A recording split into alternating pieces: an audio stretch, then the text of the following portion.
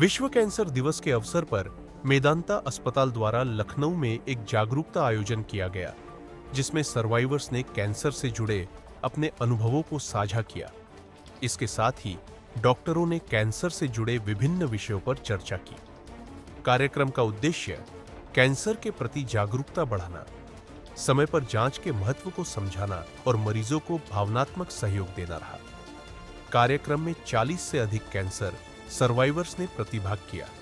UP tourism की double decker bus पर सवार होकर सभी सर्वाइवर्स ने 1090 चौराहे से लेकर विधानसभा रेजिडेंसी पार्क से हेतु हुए यूपी दर्शन पार्क का भ्रमण किया। Director head and neck cancer doctor Vivekanand Singh ने समय पर जांच और स्क्रीनिंग के महत्व को समझाया।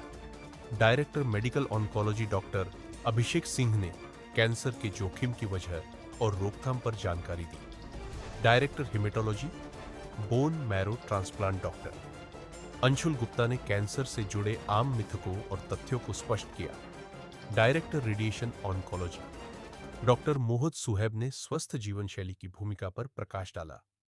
Associate director cancer care doctor Roma Pradhan ने मरीजों और उनके अटेंडेंट्स के लिए मानसिक और भावनात्मक सहयोग की जरूरत पर बात की। Associate director radiation oncology doctor रेशम श्रीवास्तव ने कैंसर उपचार के विकल्पों और नई उन्नत तकनीकों पर चर्चा की। इसके अलावा कार्यक्रम में director radiation oncology doctor Neeraj Rastogi और director cancer care endocrine and breast surgery doctor Amit Agarwal भी शामिल रहे। मेदांता अस्पताल के medical director doctor Rakesh Kapoor ने कहा, कैंसर अब लाइलाज बीमारी नहीं है।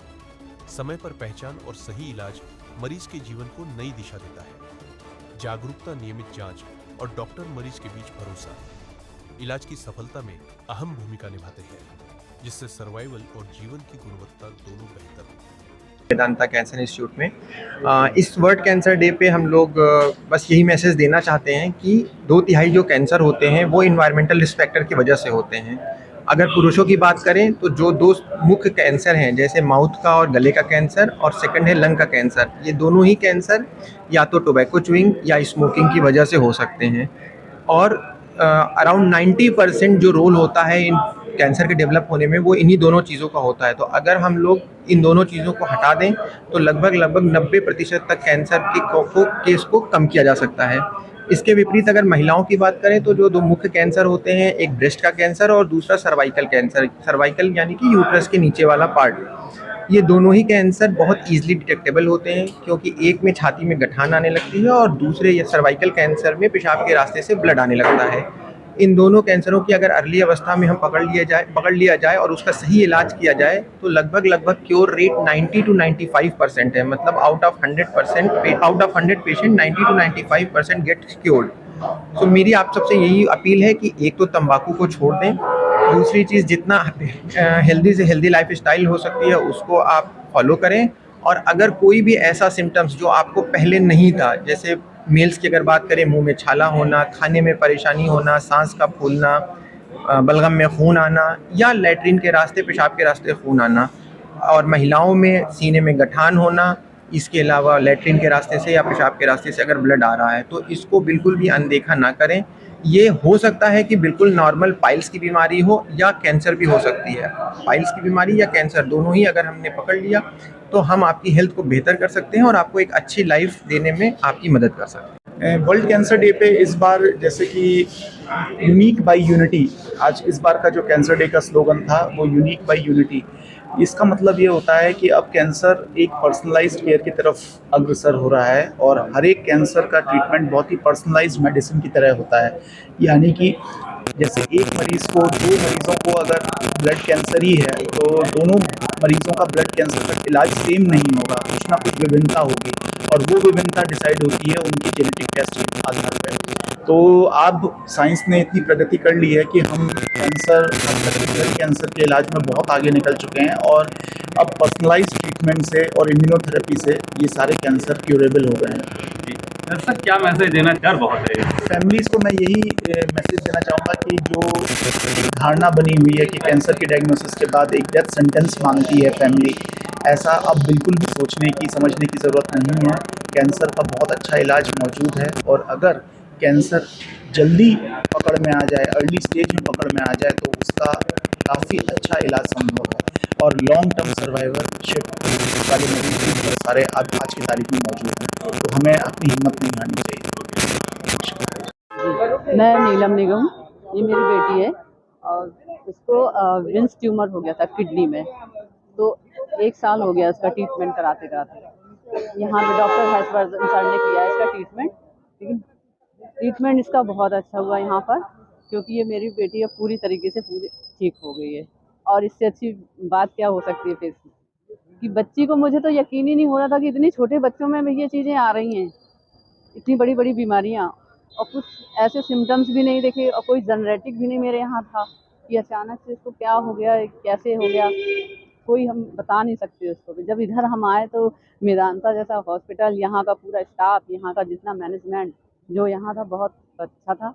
और मेरी बेटी अच्छी हो गई है तो इससे अच्छा क्या है मेरे लिए। हाँ। मेदांता ने रूबरू कार्यक्रम आयोजित किया, आज आप लोगों को लखनऊ दर्शन भी कराया, क्या कहेंगे और कैंसर सर्वाइवर के रूप में किस तरह से आप हाँ, मैं ज्योत्सना चक्रवर्ती, मैं कैंसर सर्वाइवर हूँ। आज मेदांता हॉस्पिटल में रूबरू कार्यक्रम का आयोजित किया गया, जिसमें हमें यूपी दर्शन करवाया गया।